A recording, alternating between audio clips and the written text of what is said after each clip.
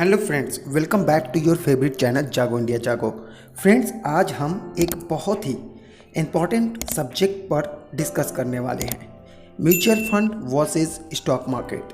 ये एक ऐसा बर्निंग टॉपिक है इन्वेस्टर्स के लिए कि वो हमेशा डिसाइड करते रहते हैं और निवेश नहीं करते हैं। इवन वो स्टार्ट करने से इतना डिले हो जाते हैं कि उनका कुछ रिटर्न मार्केट से चला जाता है। कारण क्या है कि mutual funds versus stock market में इतना सोच क्यों ऐसे सोचते हैं कि किस ऑप्शंस को हम सही चुने अपने लॉन्ग टर्म के इन्वेस्टमेंट के लिए। तो मैं प्रदीप दुबे और आप देख रहे हैं जागो इंडिया जागो, जहां पर हम आपके फाइनेंशियल नॉलेज को ज़्यादा से ज़्यादा इन्हांस करने की कोशिश करते हैं। तो चलते हैं, आज के इस टॉपिक को क्लियर करने की मैं कोशिश करूंगा। मैंने इस टॉपिक को क्यों सिलेक्ट किया, इसका अगर बात करें तो पिछले साल अगर 2020 का देखें तो 1 करोड़ से ज़्यादा डीमैट अकाउंट्स ओपन हुए और यही 2019 में केवल 49 लाख डीमैट अकाउंट ओपन हुए थे। तो आप समझ सकते हैं कि स्टॉक मार्केट में निवेश करने के इन्वेस्टर्स के रुझान कितने बढ़ रहे हैं। चाहे रीज़न कोई भी हो, चाहे लॉकडाउन या फिर मार्केट रैली या फिर गवर्नमेंट स्कीम पर लो इंटरेस्ट रिटर्न, हो सकता है कोई भी रीज़न हो, लेकिन हमारा काम है कि किसी भी रीज़न को फाइंड आउट करके उसे बताना कि क्या आपके लिए सही है और क्या गलत है। तो मैं आप लोगों को ऑलवेज देखेंगे म्यूचुअल फंड की तरफ ज़्यादा झुकाव देने की कोशिश करता हूँ। इसका रीज़न क्या है, इसको जस्ट आइडेंटिफाई करेंगे और उसको कुछ हेडिंग्स में समझेंगे कि क्यों मैं म्यूचुअल फंड को सजेस्ट करता हूँ। सबसे पहला बात करेंगे पोर्टफोलियो डाइवर्सिफिकेशन। मैं हर एक वीडियो में आपको गाइड करता हूं कि आप अपने पोर्टफोलियो को अगर एक अच्छे लेवल पर डाइवर्सिफाई करके रखेंगे तो आपका जो रिस्क है वो रिड्यूस होगा। क्योंकि आपके पास अगर 50 to 40 स्टॉक्स हैं तो डेफिनेटली आपके जो रिस्क लेवल है वो रिड्यूस हो जाएंगे। अगर आपका एक स्टॉक है और वो गिर रहा है तो वो गिरता रहेगा, आपका पोर्टफोलियो गिरता हुआ नजर आएगा। लेकिन आपके पास 40 स्टॉक्स हैं, उसमें से अगर 20 स्टॉक्स नेगेटिव भी हैं और 20 पॉजिटिव हैं तो आप बैलेंस बना सकते हैं। तो ऐसे पोर्टफोलियो का क्रिएट करना म्यूचुअल फंड के जरिए बहुत ईजी होता है, जबकि स्टॉक मार्केट में 40 to 50 स्टॉक्स को टैली करना और उससे कंटिन्यू ऑपरेट करना और उसके बारे में रिसर्च करना बहुत ही टफ होता है। दूसरी जो बात करेंगे प्रोफेशनल मैनेजमेंट। जैसा कि हम जानते हैं हर एक म्यूचुअल फंड हो, चाहे इक्विटी हो, चाहे डेट म्यूचुअल फंड हो या फिर हाइब्रिड म्यूचुअल फंड हो, किसी भी कैटेगरी का म्यूचुअल फंड है वो एक स्किल्ड फंड मैनेजर के द्वारा ऑपरेट होता है, उसे मैनेज किया जाता है। ये फंड मैनेजर इतने स्किल होते हैं कि वो रिसर्च करते हैं बहुत ज़्यादा स्टॉक्स पे, सेक्टर्स पे एंड दी इकोनॉमी। इन सब सेक्टर्स में रिसर्च करने के बाद वो डिसाइड करते हैं कि कौन सा सेक्टर अभी अच्छा है जिसमें हम नए फ्रेश बाइंग कर सकते हैं। इस तरह से वो आपके लिए रिसर्च करते हैं। अगर आपके पास समय नहीं है तो म्यूचुअल फंड इतना अच्छा ऑप्शन है कि जहाँ पर आपको एक ऐसे स्किल्ड फंड मैनेजर मिल जाते हैं जो आपके लिए रिसर्च करते हैं। तीसरा बात करेंगे कॉस्ट की। अब आप सोच रहे होंगे कि मैं कॉस्ट की बात कैसे कर रहा हूँ, तो यहाँ पर आपको बताऊँगा कि इन 2013 SEBI had introduce direct plan for the mutual fund industry.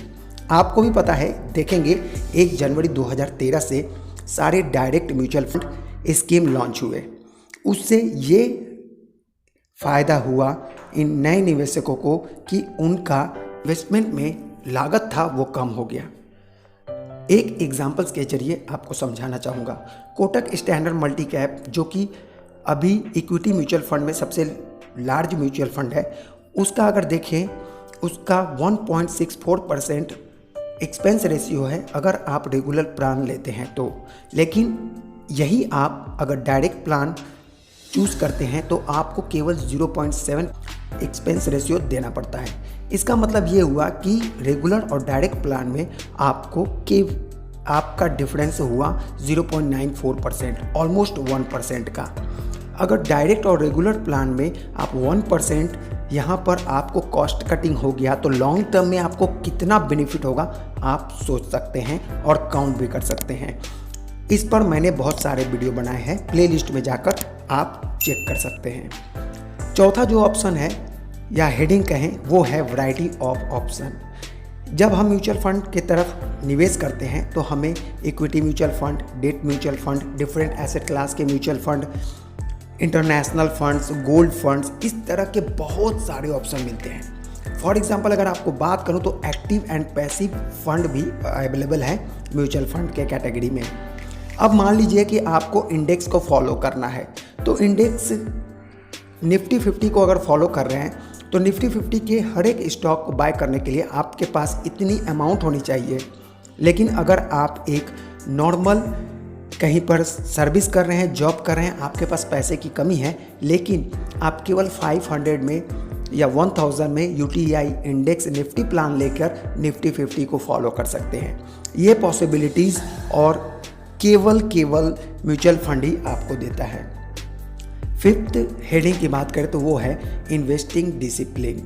मान लीजिए आप युवा हैं, आप यूथ हैं, आपने नए नए जॉब लिए हैं, नए नए सर्विस में आए हैं और आपको इनकम हो रहा है, लेकिन आप में वो डिसिप्लिन इन्वेस्टर वाला नहीं आया है। मान लीजिए आपको कोई म्यूचुअल फंड का एजेंट भी अगर आपको रेगुलर प्लान दे देता है तो आप उस पर क्या करते हैं, रिसर्च करने लगते हैं। फिर आपको पता चलता है कि मुझे डायरेक्ट प्लान लेना चाहिए। कहने का मतलब है कि डायरेक्टली इनडायरेक्टली म्यूचुअल फंड जो है आपको मंथली एसआईपी करने का जो डिसिप्लिन है वो आपके अंदर पैदा करता है। इससे आप एक के बदले दूसरा फंड लेते हैं, दूसरे के तीसरे, और ऐसे करते हुए आप अपने पोर्टफोलियो को ज़्यादा से ज़्यादा डाइवर्सिफाई करके अपने रिटर्न को ज़्यादा से ज़्यादा बढ़ा पाते हैं। सिक्स्थ जो हेडिंग है वो है टैक्स बेनिफिट्स। जैसा कि आपको पता है ELSS फंड है, इक्विटी लिंक्ड सेविंग स्कीम। ये म्यूचुअल फंड का सबसे शानदार या फिर कहें ATC के तहत छूट पाने वाला सबसे अच्छा ऑप्शन होता है निवेशकों के पास, क्योंकि इसकी लॉकिंग पीरियड बाकी के ATC छूट मिलने वाले स्कीम के तुलना में बहुत कम है।